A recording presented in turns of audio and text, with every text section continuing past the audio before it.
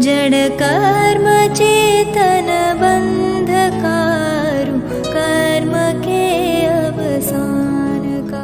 कह कर स्वरूप यथार्थ जग का जो किया उपकार है, उसके लिए जिन वाणी माँ को वंदना शत बार है, वंदना शत बार है, वंदना शत बार है।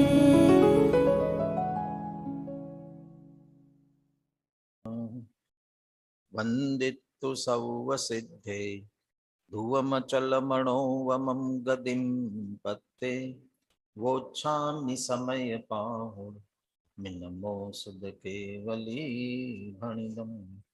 नमः समय साराय स्वानुभूत्या चकासते चित् स्वभावाय भावाय सर्वभावान्तरच्छिदे। अनंत धर्मणस्तत्त्वं पश्यन्ति प्रत्यगात्मन अनेकांतमयी मूर्तिर्नित्यमेव प्रकाशताम्।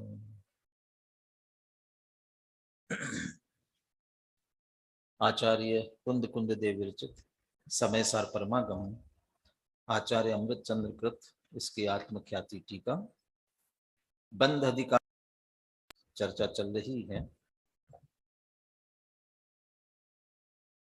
हमारे बंधन का वास्तविक कारण क्या है, इसका हमारा ध्यान आकर्षित करा रहे हैं।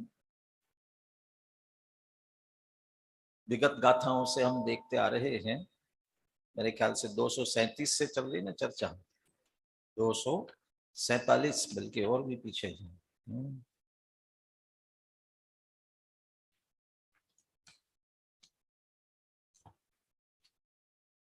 247 से ही चल रही है एक ही बात की, और उसी बात को कितनी बार रिपीट कर रहे हैं। क्यों रिपीट कर रहे हैं? जैसे माता अपने बच्चों को किसी गलत संगति से, गलत बात से बचाना चाहती है तो बार बार कहती है। कभी कभी बेटा झुंझला के कहता भी है हाँ माँ, लेकिन फिर भी माँ छोड़ती नहीं है। कब तक नहीं छोड़ती है? कि जब तक उसकी आदत नहीं बदलती। कदाचित आदत बदल जाए तब भी कहेगी, क्यों? फिर से कहीं गलत रास्ते पर न जाए। ऐसे जिनवानी माँ भी हमारे आचार्यों की करुणा है, जिसके कारण से, और ये जान रहे हैं ना कि ये अज्ञान, वो एकत्व के साथ ये कर्तृत्व का अज्ञान, मैं करता हूँ, मैंने किया, वो कितनी गहराई में बैठा हुआ है। और वो जीवन के सारे कार्य जो हम करना चाहते हैं, करते हैं, उनको 4 में बांट दिया, जीवन मरण और सुख दुख। वो उनकी उन्हीं की बात करते हुए ये सारी चर्चा कर रहे हैं। हमारी यह मान्यता मैं करता हूं, ये वस्तु स्वरूप के विरुद्ध है, इसलिए अध्यवसाय है, मिथ्या अध्यवसाय विपरीत है। और यह अध्यवसाय बंध के लिए कारण है। किस प्रकार से वो बंद करता है, इसकी चर्चा इन 3 गाथाओं में कल हमने पढ़ी थी। पाप पुण्य का बंध हमको शुभाशुभ भावों के माध्यम से जो निरंतर हो रहा है, वह उसका कारण ये अध्यवसाय है। ये मूल गाथाओं की चर्चा अपन ने की थी, इसकी टीका से चर्चा आगे प्रारंभ करना है। पहले हम गाथाएं पद्यानुवाद के दोहराते हैं, फिर इसकी टीका की चर्चा करते हैं। बोलिए। साधु जामदीदे दुखिद सुहिदे करे मि सत्येति ऐसा दे मूढ़ मदी सुहासुहम बंध दे कम्मम दुःखिद सुहृदे सत्ते करेमिजम् एव मज्जवसिदं ते तं पावबन्धकं वा पुण्यस्सवबन्धकं होदि मारिमि जीवावेमिय सत्तेजम् एव मज्जवसिदं ते तं पावबन्धकं वा पुण्यस्सवबन्धकं होदि मैं सुखी करता दुखी करता हूँ जगत में अन्य को यह मान्यता ही मूढ़मति शुभ अशुभ का बंधन करे मैं सुखी करता दुखी करता यही अध्यवसान सब पुण्य एवं पाप के बंधक कहे हैं सूत्र में मैं मारता मैं बचाता हूँ यही अध्यवसान सब पाप एवं पुण्य के बंधक कहे हैं सूत्र में।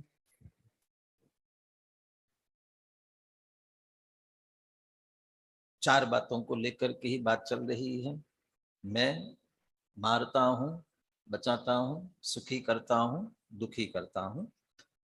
अभी ये मान्यता गलत है, अब ये बात नहीं कह रहे हैं क्योंकि तो बहुत कह दी पीछे। क्यों गलत है वो भी कह दी, क्योंकि ये सब जीवों का किस कारण से होता है? अपने अपने कर्मोदय के अनुसार होता है। जब कर्मोदय के अनुसार होता है और तुम उसे कर्म दे नहीं सकते और वे तुम्हें कर्म दे नहीं सकते हैं, तो न तुम उनका कुछ कर सकते हो न वे तुम्हारा कुछ कर सकते हैं।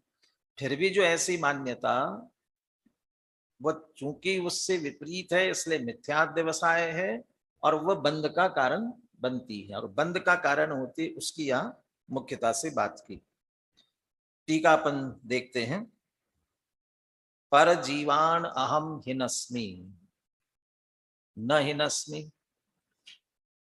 अब न हिनस्मि का अर्थ नहीं मारता हूं की जगह वास्तव में बचाता हूं। नहीं मारता हूं का मतलब मैं बचाता हूं, इसलिए न हिनस्मि लिया उसे। दुखयामि सुखयामि, दुखी करता हूं सुखी करता हूं। इति य एव अयम अज्ञानमयः अध्यवसायः मिथ्या दृष्टेः, ऐसा जो अज्ञान में अध्यवसाय किसका है? मिथ्या दृष्टि का है। स एव स्वयं रागादि रूपत्वात् तस्य शुभाशुभ बंध हेतु। स एव, इस बात पर जोर है और इस पर अभी और भी चर्चा चलने वाली है, आगे भी चलेगी। स एव का मतलब वही, वही माने वो जो मिथ्याध्यवसाय है वही स एव बंध हेतु, वही बंध का हेतु है और कोई दूसरा बंध का हेतु नहीं है। कैसा है वह? अज्ञान में, वस्तु स्वरूप को न जानने के कारण, वस्तु स्वरूप को स्वयं जाना नहीं। श्री गुरु ने समझाया, जिनवानी में पढ़ लिया और कदाचित सामने दिख भी रहा है। कदाचित हम किसी को सुखी करना चाहते हैं, बहुत कोशिश करते, होता नहीं है। किसी को दुखी बिगाड़ करने की कोशिश करते हैं, वो बिगाड़ता नहीं है। ये दिख रहा है, इसका मतलब मेरे की अनुसार नहीं हो रहा है, प्रत्यक्ष भी दिख रहा है। इसके बाद भी वह मान्यता नहीं छोड़ता है, वो अज्ञान में कह रहे हैं। और ऐसा इतना सब होने के बाद भी नहीं छोड़ता, टोडरमल जी तो उसे कहते मोह की महिमा है। प्रत्यक्ष भाषित स्वयं को विचार आता नहीं है, श्री गुरु बार बार समझाए तो भी समझता नहीं है, प्रत्यक्ष भाषित हो तो भी मानता नहीं है, ये इसकी मोह की मैया। तो अज्ञानमय अध्यवसाय, अध्यवसाय, अध्यवसाय क्या शब्द दिया, कल चर्चा की थी, जिसमें से यहाँ कौन सा भाव लेना है?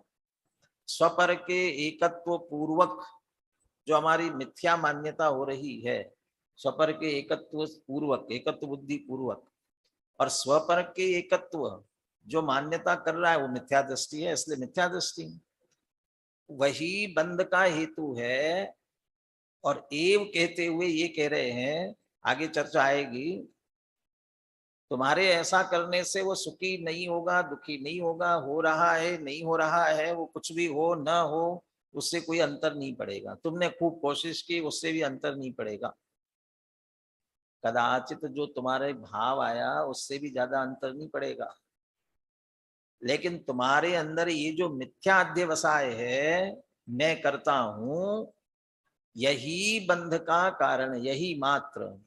और पीछे तो थोड़ा सा न कर्म का समूह है, न मन वचन काय का योग है, न वो हिंसा है, न 5 इंद्रियों का विषय भोग है, ऐसा कह करके भी निषेध किया। और एक राग शब्द दिया, राग मात्र बंध का हेतु। और यहां भी कह रहे ये मिथ्या व्यवसाय राग रूप है। तो राग रूप है का मतलब 3 बातें हैं। पहली बात, राग विभाव है, विकार है, स्वभाव से विपरीत है। एक तो वो राग। दूसरा, एकत्व बुद्धि वाली बात ही लेना। एकत्व बुद्धि को यहाँ पर राग कह रहे हैं। एकत्व बुद्धि विपरीत मान्यता वाला, अकेला स्नेह वाला परिणाम हो, अच्छा लगने वाला राग का परिणाम हो, उसको नहीं ले रहे हैं। एकत्व बुद्धि उसी को राग कह रहे हैं। और तीसरी बात, तो राग क्यों कह रहे हैं? तो सारी बातें अध्यवसाय भी कह दिया और बातें भी कह दी, क्योंकि राग स्निग्धता का परिणाम है। और वहां जो प्रकरण चल रहा था उदाहरण के साथ में, तेल मर्दन किए हुए को धूल चिपकती है। तो तेल, चिकनाई, स्निग्धता व राग द्वेष में से राग की प्रतीक है। रूक्षता द्वेष की प्रतीक है, इसलिए वो चिकनाई से बंद होता है। ऐसे यहाँ पर राग को लिया, राग से बनता है। लेकिन राग का अर्थ एकत्व बुद्धि रूप विपरीत मान्यता, वो राग रूप है, ऐसा कह करके वही शुभाशुभ बंध का हेतु है। अथ अध्यवसायम बंध हेतुत्वेन अवधारयति। अभी तो ये कहा कि बंध का कारण है। अब पुनः आगे की गाथाओं में ये बंध का हेतु है ऐसा निश्चित करते, अवधारयति, निर्णय कराते हैं, ताकि आपको अच्छी तरह से निर्णय हो और ऐसी विपरीत मान्यता छोड़ दे। कैसे निर्णय कराते देखिए, ययेव अयम मिथ्या दृष्टे अज्ञान जन्मा रागमया अध्यवसायः स एव बंध हेतु इति अवधारणीयम। ययेव अयम मिथ्या दृष्टे, ये जो सब चर्चा करते आ रहे हैं पुनः पुनः, ऐसी मान्यता वह मिथ्या दृष्टियों की कैसी मान्यता है, किससे उत्पन्न हुई है? अज्ञान जन्मा, अज्ञान से उत्पन्न, वस्तु स्वरूप को नहीं जानने से, विपरीतता के कारण वो अज्ञान जन्मा। रागमया अध्यवसाय, राग में अध्यवसाय है। और उसमें भाव कौन से लेने वाले हैं? शुभाशुभ भाव लेने वाले हैं ना। इसीलिए श्रीमंदर भगवान की पूजा में फल का जो छंद है, वो फल के छंद में शुभ अशुभ वृत्ति एकांत दुख अत्यंत मलिन संयोगी है, अज्ञान विधाता है इसका, निश्चित चैतन्य विरोधी है। शुभ अशुभ वृत्ति, शुभाशुभ भाव नहीं कह रहे हैं, शुभ अशुभ की वृत्ति, ये रागादि के एकत्व बुद्धि वाली, वो शुभाशुभ भाव में एकत्व बुद्धि वाली, मैं करता हूं कर्तृत्व बुद्धि वाली वो मान्यता, वो वृत्ति है, या ये मेरा स्वभाव है। हमारा स्वभाव न होते हुए भी वो हमारा स्वभाव है, ये शुभाशुभ की वृत्ति, यही वास्तव में एकांत दुख रूप है और अज्ञान विधाता है इसका, निश्चित चैतन्य विरोधी है। क्यों उत्पन्न हो रहे हैं? अज्ञान के कारण से। यदि वस्तु स्वरूप को सही जानेंगे तो पर सन्मुखता रहेगी नहीं। पर सन्मुखता माने जानने की दृष्टि से, जान स्वपर प्रकाशक स्वभाव होने से पर ये जानने में तो आएंगे, लेकिन किसी में इष्ट अनिष्ट बुद्धि नहीं होगी, मेरा तेरा पने की बुद्धि नहीं होगी, तो सहज ही राग आदि उत्पन्न नहीं होंगे, राग द्वेष उत्पन्न नहीं होंगे। तो राग द्वेष उत्पन्न नहीं होंगे तो क्या होगा, जैसी वस्तु है वैसे जानने में आएगी, जानना तो स्वभाव है, इसलिए सहज स्वभाव प्रकट होगा। जब सहज स्वभाव ही प्रकट हुआ तो फिर बंद क्यों होगा, विपरीतता क्यों होगी, शुभाशुभ के भाव क्यों होंगे, राग द्वेष के भाव क्यों होंगे। तो ये जितने हमें राग द्वेष के शुभाशुभ भाव भी हो रहे हैं, वो कह रहे अज्ञान जन्मा, अज्ञान से उत्पन्न होने वाला। पुनः ध्यान देना, वे शुभाशुभ भाव वृत्ति एकत्व बुद्धि वाली बात कर रहे हैं। ज्ञानी के भी होते हैं, बिना एकत्व बुद्धि के सहज होते हैं, वो अपने उनकी कमजोरी के कारण होते, उनकी बात नहीं है। लेकिन अज्ञानियों को जो हो रहे हैं वे अज्ञान के कारण से हो रहे हैं, इष्ट अनिष्ट मानने के कारण से हो रहे हैं। तो अज्ञान जन्मा रागमया अध्यवसाया स एव बंद, वही हमारे लिए बंद का कारण है। इति अवधारणीयम, ऐसा अच्छी तरह से निर्णय करना चाहिए। क्यों निर्णय कराना चाहते हैं ऐसा, क्योंकि इसके बिना हम बाकी को बंद का कारण समझ करके उससे बचने की कोशिश तो कर रहे हैं। अनेक बार अपनी चर्चा करते हैं ना, तत्वार सूत्र में बंद के कारण के रूप में जिनकी बात की गई है, किन किन को बंद का हेतु कहा है, मिथ्या अविरति प्रमाद कषाय योगा बंद हेतवा, मिथ्या दर्शना विरति प्रमाद कषाय योगा बंद हेतवा। अब मिथ्या दर्शन अज्ञान अविरति प्रमाद कषाय योग ये बंद के हेतु हैं। लेकिन हम इसमें से बंद से, पाप से, दुख से, संसार से बचना चाहते हैं, तो हम किससे बचने की कोशिश करते हैं। बहुत से बहुत हमें लगता है हम कषाय से बहुत दुखी हैं, इसलिए कषाय से बचने की कोशिश करते हैं। या लगता है 5 इंद्रिय विषय भोग रहे हैं, ये विषयों से, विषयों के कारण से बंद हो रहा है और संसार परिभ्रमण कर रहे हैं। इनमें उलझाने वाले हमारे मन वचन काया की परिणति है और हमारा प्रमाद है, इसलिए इन चीजों से बचना चाहिए। तो विषयों से बचने के लिए व्रताधिक अंगीकार करने का प्रयास करता है, और व्रताधिक अंगीकार करके समझता है अविरति छोड़ दी मैंने, अविरति 5 इंद्रिय विषयों में प्रवृत्ति। और कषाय, बहुत क्रोधाधिक कषाय होते हैं तो उन्हें भी रोकने की कोशिश करता है, कषाय नहीं करेंगे, क्रोध मान माया लोभादि कषाय नहीं करेंगे, मन वचन काया की प्रवृत्ति नहीं करेंगे, और शुभ कार्य उत्साह पूर्वक करेंगे, प्रमाद, प्रमाद के रहित होने के लिए शुभ कार्य बहुत उत्साह पूर्वक करेंगे। लेकिन इन सब का बाप है, इन सब का असली कारण ये जो 5 इंद्रिय विषय भोगों में प्रवृत्ति हो रही, क्रोधादि कषायों की प्रवृत्ति हो रही है, इन सब की जड़ तो पड़ी है मिथ्यात्व में। अब वो छोड़, उसकी तरफ ध्यान ही नहीं है, बाकी की हम कोशिश करते हैं। और वो कितनी भी कोशिश करे, अनेकों बार कोशिश की गई, सर्वोत्कृष्ट कोशिश की गई, और सर्वोत्कृष्ट कोशिश करने के कारण से उससे जो सर्वोत्कृष्ट स्थिति मिल सकती है ना, वो सर्वोत्कृष्ट स्थिति मिली। कौन सी सर्वोत्कृष्ट कोशिश होगी और कौन सी सर्वोत्कृष्ट स्थिति होगी? मुनिव्रत धार अनंत बार ग्रेवे को उपजायो। तो मुनिव्रत लिया, बिल्कुल पाप माने विषयों की सेवन नहीं कर रहे हैं, कषाय प्रकट कषाय बाहर से व्यक्त क्रिया उसकी भाव की दृष्टि से भी नहीं कर रहे हैं, बराबर बहुत उत्साह क्रियाओं के पालन में है, मन वचन काया की पाप रूप प्रवृत्ति आदि नहीं कर रहे। ये इन सब से बचने की उत्कृष्ट कोशिश की, और इसीलिए ग्रेवेक जैसी उत्कृष्ट स्थिति भी मिली। तय निज आत्म ज्ञान बिना सुख लेश न पायो, और ये तह तय चय तावर तनुदर, ये वाली स्थिति पुनः पुनः चलती ही जा रही, क्योंकि हमने उसका असली कारण नहीं पकड़ा, जड़ में हाथ नहीं डाला हमने।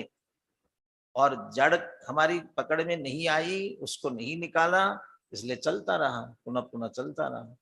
अब वो जड़ पकड़ाना चाहती, ये छूटे, इसलिए कह रहे असली बंध का कारण क्या है, इति अवधारणीयम, बहुत अच्छी तरह से निर्णय करो। हाँ समझ लिया, लेकिन समझने के बाद भी यदि अंदर से वो नहीं निकली तो कहाँ समझ में आया, छूटा नहीं, अभी निर्णय नहीं हुआ अच्छी तरह से। जिसे अच्छी तरह निर्णय होता है तो फिर वह निश्चित रूप से छूटे। तो छुड़ाने के लिए निर्णय करना चाहते हैं। तो एक तो ये यही वास्तव में यही बंध का हेतु है, एकमात्र यही बंध का हेतु है। तो हमने ये छोड़ दिया तो तत्काल मोक्ष हो जाएगा ना। हमने ये व्यवसाय मिथ्या चला गया, सम्यक दृष्टि हो गए तो मोक्ष हो जाएगा ना तत्काल। तत्काल मोक्ष नहीं होगा, कुछ समय और चलेगा तो फिर हो गया ना। मूल असली बंध हेतु हमने छोड़ दिया, लेकिन इसके साथ साथ वे भी बंध के कारण थे, ये चला गया है। अब उनमें ज्यादा ताकत नहीं है, वो भी शीघ्र जाने वाले हैं और वो पूरे चले जाएंगे, तब पूरी तरह से मुक्ति निश्चित रूप से होने वाली है।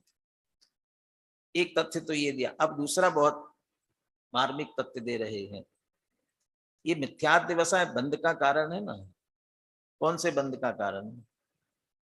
पुण्य बंध का कि पाप बंध का? मैं बचाता हूं, मैं सुखी करता हूं, एक तरफ ये है, और मैं मारता हूं, दुखी करता हूं, ये परिणाम है। तो ये परिणाम नहीं, ये मिथ्यादिवसाय लेना, भाव अकेला मिथ्यादिवसाय ऐसा। ये पुण्य का बंध का कारण है कि पाप बंध का कारण है? कल थोड़ी चर्चा की थी अपन ने, वो बात अमृतचंद्र आचार्य यहाँ मूल टीका में कह रहे हैं, वही बात। देखिए, न च पुण्य पापत्वेन द्वित्वात् बंधस्य तद हेत्वंतरम अन्वेष्टव्यम। एकेनैव अनेन अध्यवसायेन दुखयामी मारयामी इति सुखयामी जीवयामी इति च द्विधा शुभाशुभ अहंकार रस निर्भरतया द्वयोरपि पुण्य पापयोर बंध हेतुत्वस्य अविरोधात्। पुण्य पापत्वेन द्वित्वात् बंधस्य तद हेत्वंतरम न अन्वेष्टव्यम। हमने कहा ना, ये एक अकेला मिथ्यादिवसाय ही बंध का हेतु है, एकमात्र यही। अब आप इसका दो करके और हेतु खोजने की कोशिश मत करो। कैसे? एक पुण्य का बंध हो रहा है, एक पाप का बंध हो रहा है। जब दो अलग अलग कार्य हो रहे हैं तो कारण हेतु भी दो अलग अलग होंगे ना। तो ये कहना चाहते हैं, पुण्य पाप का दो पना होने के कारण से ये द्वित्व आ गया, दो पना हो गया, तो कोई दूसरा कारण होगा। हेत्वंतरम, तद हेत्वंतरम बंधस्य, उस बंध का कोई दूसरा अन्य हेतु भी होगा। इति न अन्वेष्टव्यम, इस खोज में मत लगो कि भाई कोई और कारण है, उसको भी खोजो। कहते तो हैं एक, लेकिन अलग अलग दो कार्य हो रहे हैं पुण्य पाप के, इसलिए दूसरा भी खोजो। कहते मत खोजो। क्यों? एके नैव अनेन अध्यवसायेन, इसी एक अध्यवसाय के साथ ही, अरे अंदर जो विपरीत मान्यता पड़ी है, उस विपरीत मान्यता के साथ ही, उसी अभिप्राय के साथ ही दुखयामी मारयामी इति, दुखयामी मारयामी, ये किसके लिए कारण बनेगा? पाप बंध का कारण। और सुखयामी जीवयामी इति च, और सुखी करता हूं दुखी करता हूं, ये पुण्य के लिए। इति द्विधा शुभाशुभ अहंकार रस निर्भरतया।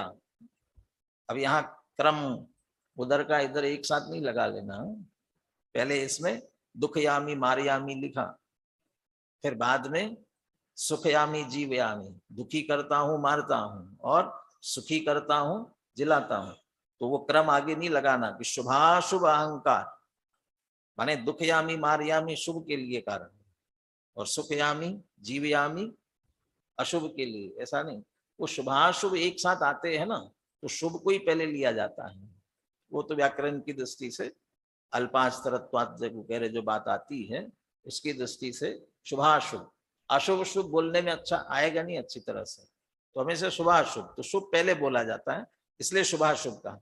तो शुभाशुभ के अहंकार से भरा हुआ, ये मैंने शुभ किया, ये मैंने अशुभ किया, ये मुझे पुण्य बंधा, ये मुझे पाप बंधा, इसलिए दो के चक्कर में मत पड़ो। ये इसके कारण से दो अलग अलग बंदे ऐसा मत समझो। इन दोनों, क्या आगे कह रहे हैं, द्वयोरपि पुण्य पापयो हो बंध हेतुत्वस्य अविरोधात्।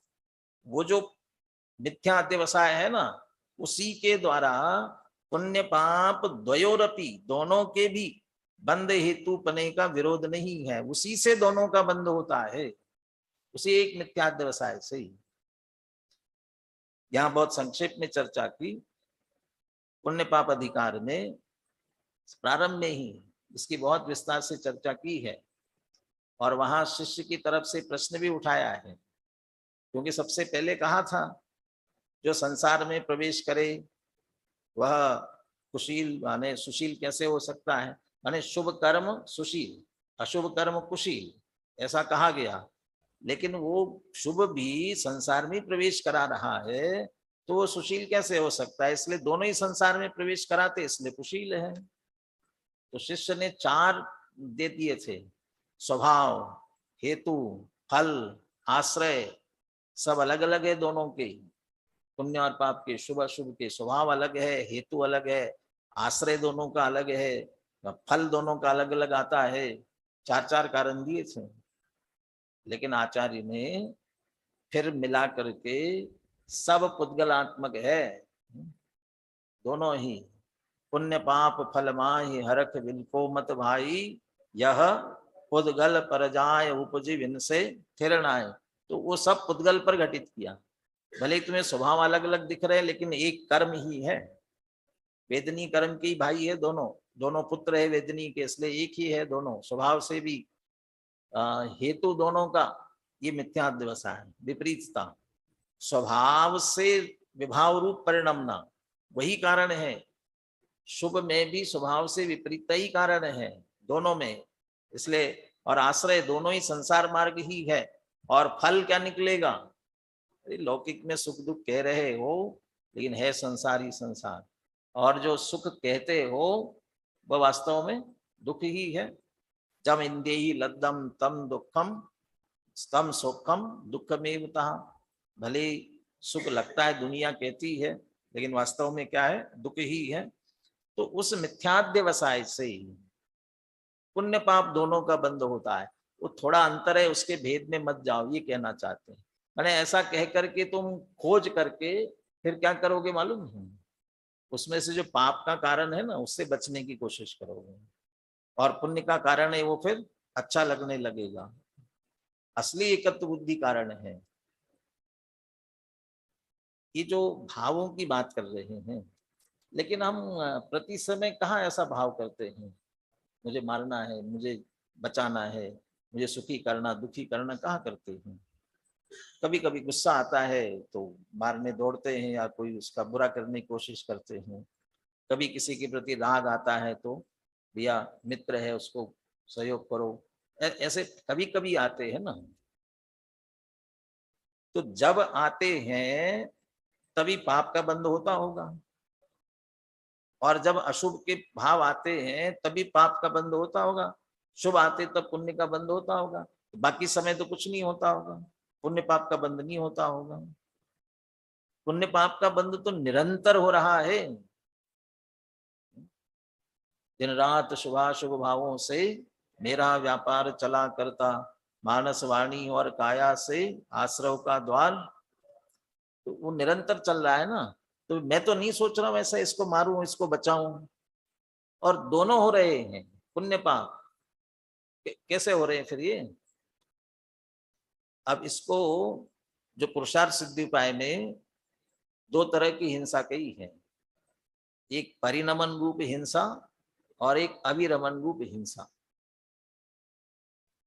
परिणमन रूप हिंसा क्या है, जो हिंसा अपन समझते हैं, दोनों द्रव्य या भाव दोनों प्रकार की, किसी को मारना, सताना इत्यादि, और या परिणाम होना, दोनों प्रकार की। उस रूप से परिणमना वो परिणमन रूप है।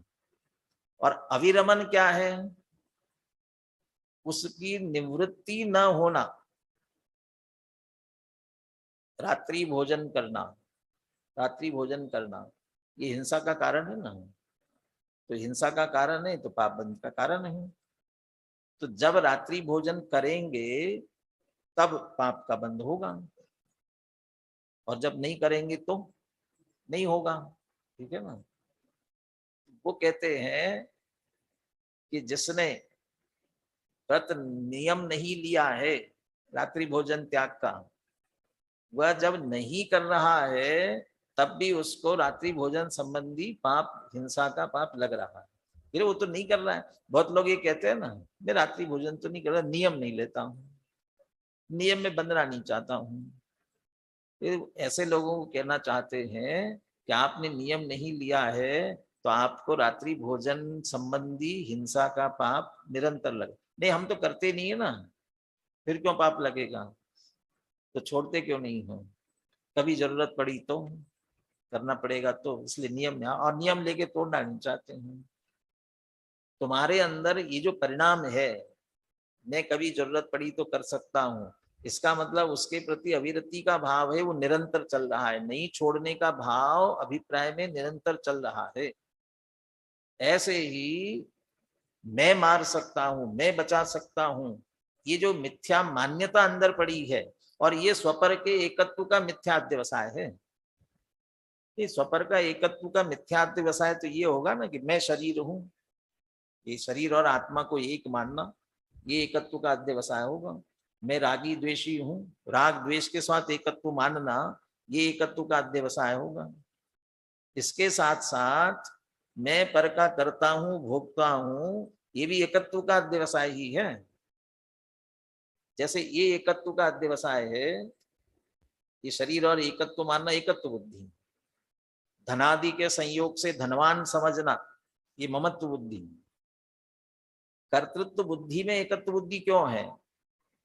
क्योंकि उसकी क्रिया के कर्ता अपने को मानते हो, तो उसकी क्रिया रूप से तुम परिणमित हुए, तो जो परिणमता है तो वो एक उसका व्यापकपना होता है, माने उसकी क्रिया के कर्ता तुम हुए तो उसके साथ एकत्व हुआ तुम्हारा, उसके भोक्ता तुम हुए तो उसके साथ एक, दोनों एक में हो गए। जड़ के कर्ता हुए और अपने भी कर्ता हुए तो जड़ और तुम दोनों एक हुए। तो कर्तृत्व बुद्धि में भी एकत्व बुद्धि है। तो स्वपर का एकत्व का अध्यवसाय, मैं करता हूं ऐसा अंदर भाव यदि पड़ा हुआ है, विपरीत मान्यता यदि अंदर पड़ी हुई है, उसके कारण से निरंतर बंद होगा।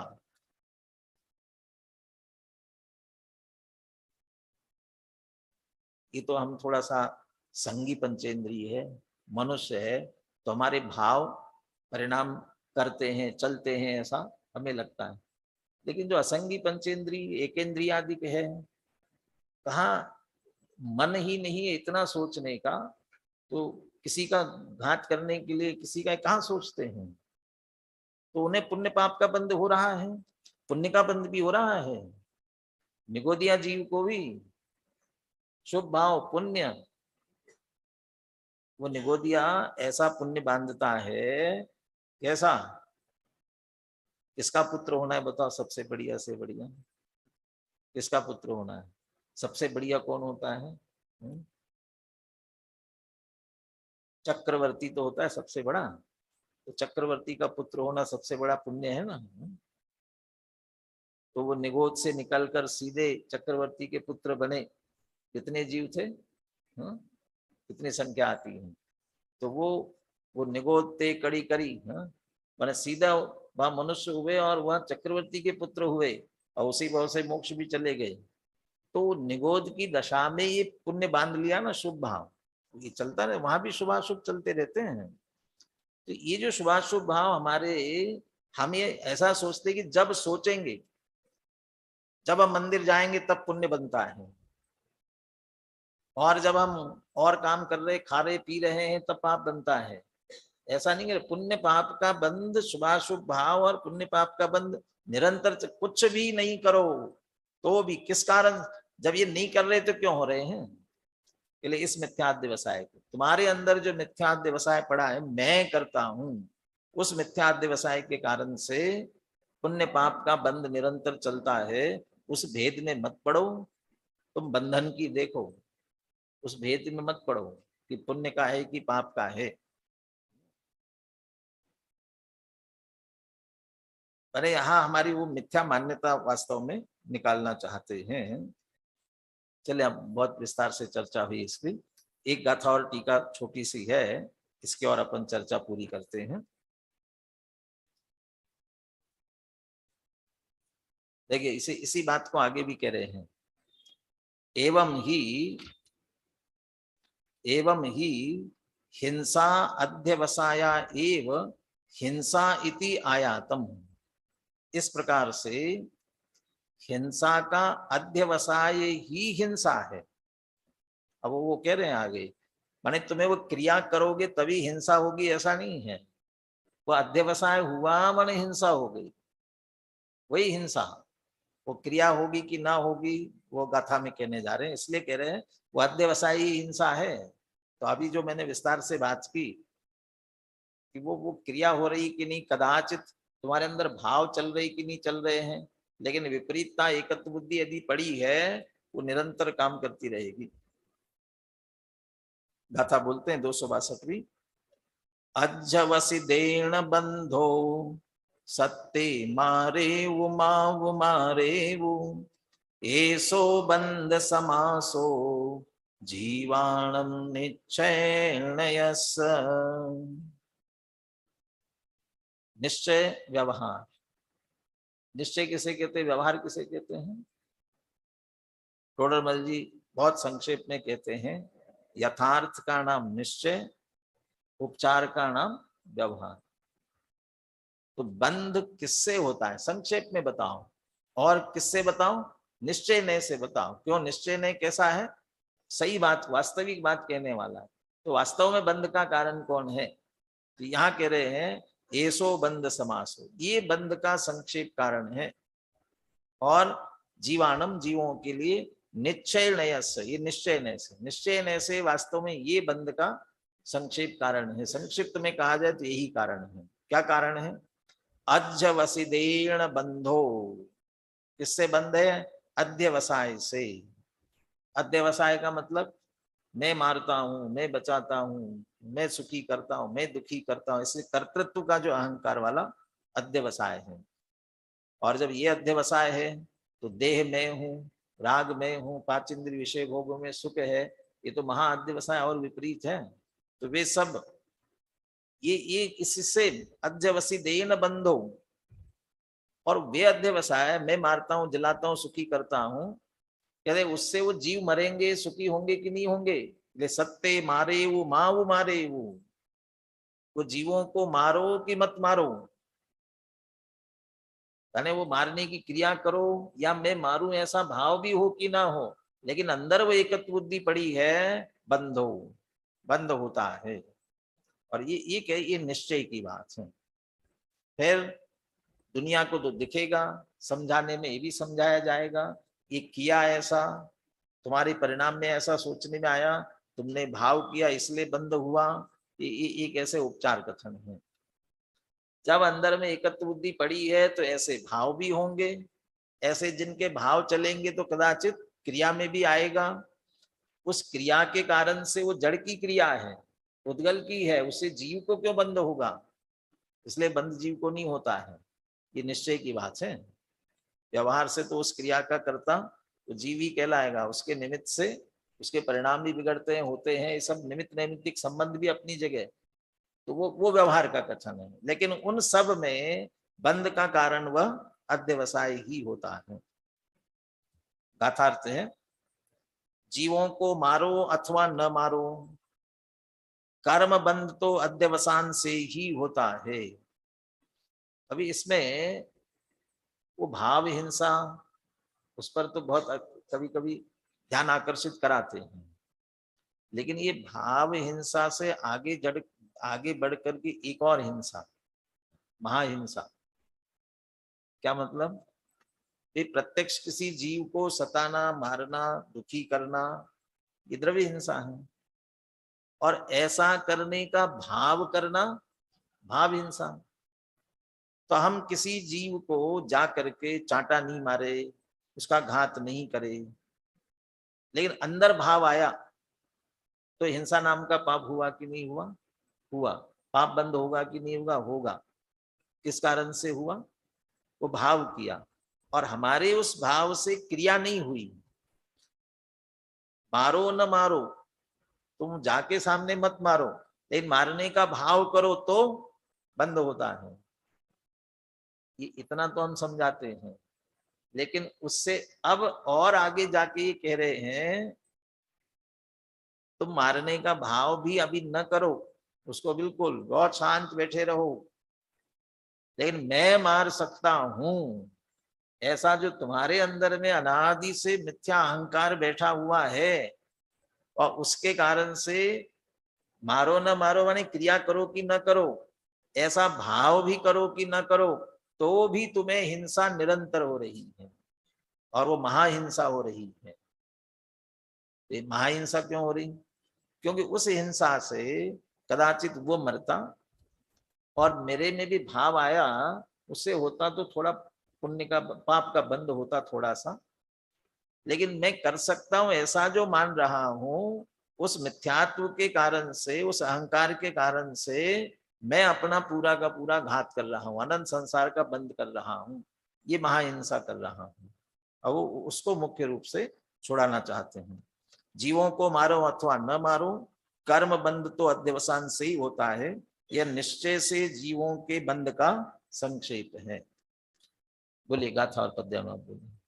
अच वसिदेन बंधो सत्ते मारे उमाव मारे ऐसो बंध समासो जीवाणम निश्चय नयस्य मारो न मारो जीव को हो बंध अध्यवसान से यह बंध का संक्षेप है तुम जान लो परमार्थ से।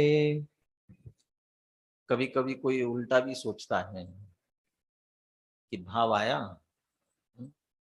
अब कुछ चीज खाने का भाव आया, तो भाव आया तो पाप लग गया ना, तो पाप लगा, अब पाप तो लग ही गया है, अब खा लो, तो क्या होगा? पाप तो लग ही गया है तो खा लो। तो अब जो भाव किया था उतनी पाप लगेगा ना, कि और ज्यादा होगा? नहीं, वो भाव किया था, वही कार्य किया तो उतना ही तो पाप लगेगा। अरे बहुत बढ़ गया, क्यों बढ़ा? यदि भाव आया था और वहीं रुक जाते तो खत्म भी होती बात, लेकिन क्रिया जब करने की तरफ बढ़ रहे हो तो वो उसकी गृद्धता, उसकी आसक्ति बहुत बढ़ गई, और एक एक समय के लिए विकल्प आया था ना, उस विकल्प से रुकना चाहिए था, रुकने की जगह उल्टा किया तो और अधिक बंद के लिए कारण बनेगा। तो ये पाप की अधिकता है, लेकिन यहाँ कहते मैं ऐसा कर सकता हूं, ये ज्यादा महाभयंकर पाप है। टीका पढ़ लेते, संक्षेप नहीं है। पर जीवाणाम स्वकर्मोदय वैचित्र वशेन प्राण व्यपरोप कदाचित भवतु कदाचित मां भवतु। आपने किसी को मारने का भाव किया, मारने गए, अब वो मरेगा कि नहीं मरेगा? कहते हुए किसके अधीन है? तुम्हारे हाथ में तो है नहीं, तो किसके अधीन है? उसके कर्म के उदय के अनुसार है। तो पर जीवाणाम, जिन जीवों के प्रति तुम सोचते हो, तुम्हारे अंदर ये भाव आते हैं, उन जीवों के स्व कर्मोदय वैचित्र वशेन, उनके अपने कर्मोदय की विचित्रता से प्राण व्यपरूप, प्राणों का घात, कदाचित भवतु कदाचित मां भवतु, कदाचित हो भी और कदाचित न भी हो। ये विचित्रता, क्या विचित्रता हुई? उसके आयु कर्म का उदय है तो प्राण व्यपरोपा मां भवतु, प्राण का घात नहीं होगा, और आयु पूरी हो गई होगी तो, आयु कर्म का उदय पूरा समाप्त हो गया होगा तो व्यपरोप हो जाएगा। ये विचित्रता, तो उसका ये होना उसके विचित्रता के अनुसार होगा, हो न हो, परंतु ययेव हिनस्मि इति अहंकार रस निर्भरो हिंसायाम अध्यवसाया स एव निश्चयतः तस्य बंध हेतु। परंतु मैं मारता हूं, अभी ये मारता हूं अकेला भाव नहीं लेना, इसलिए उसके साथ ये जोड़ा अहंकार रस निर्भर। ये जो अहंकार पड़ा है, मिथ्या अभिप्राय पड़ा हुआ है, मैं मार सकता हूं ऐसा, उसके साथ उससे भरा हुआ हिंसाया अध्यवसाया, हिंसा की मुख्यता ली, इसलिए हिंसा के अध्यवसाय की बात करते हैं। अगली गाथाओं में कहने वाले हैं, हमने बार बार हिंसा की बात विस्तार से की है। वो सुखी दुखी करना भी एक तरह से हिंसा में ही है, क्योंकि दुख देना, जान से मारना और तकलीफ देना वो भी हिंसा में ही शामिल होता है ना। उसी तरह बाकी के जो पाप है, कौन कौन से पाप रह गए, झूठ, चोरी, कुशील, परिग्रह, उनके संबंध में आगे कहने वाले हैं। तो मैं हिंसा करता हूं, ऐसे अहंकार से भरा हुआ हिंसा संबंधी जो हमारा मिथ्या अभिप्राय अध्यवसाय है, वही निश्चय से बंध का कारण है। जीव के मरने से न मरने से कोई उसका संबंध नहीं है। निश्चयेन परभावस्य प्राण व्यपरोपस्य परेण कर्तुम अशक्यत्वात्। लोक में कदाचित एक किसी की हत्या के आरोप में, अपराध में किसी को पकड़ लिया और पकड़ के जेल में डाल दिया, केस चल रहा है उस पर, और वो हत्या जिसकी हुई है ना, वो जीवित आ जाए निकल कर, ये जिंदा है, पता चल जाए तो क्या होगा।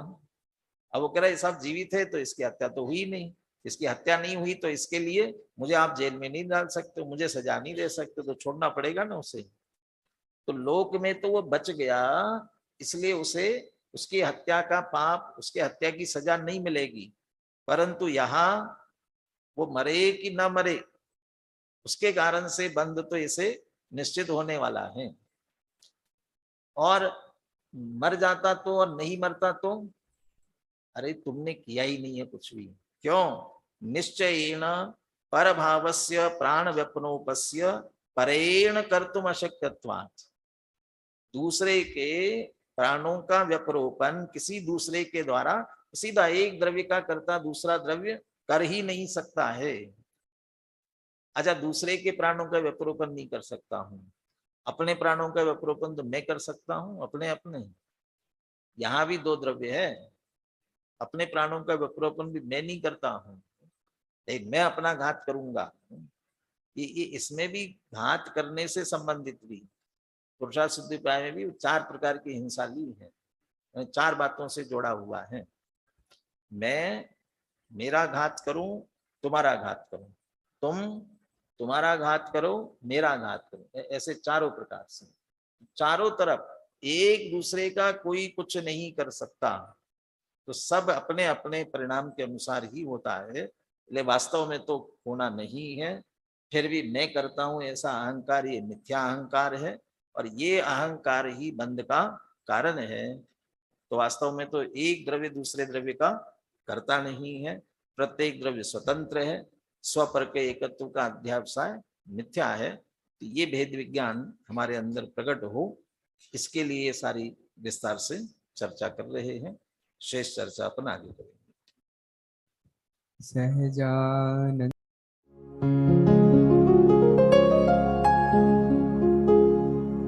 निज निधि निज में बताए, यह अनंत उपकार है उसके लिए जिन वाणी माँ को वंदना शत बार है, वंदना शत बार है, वंदना शत बार है।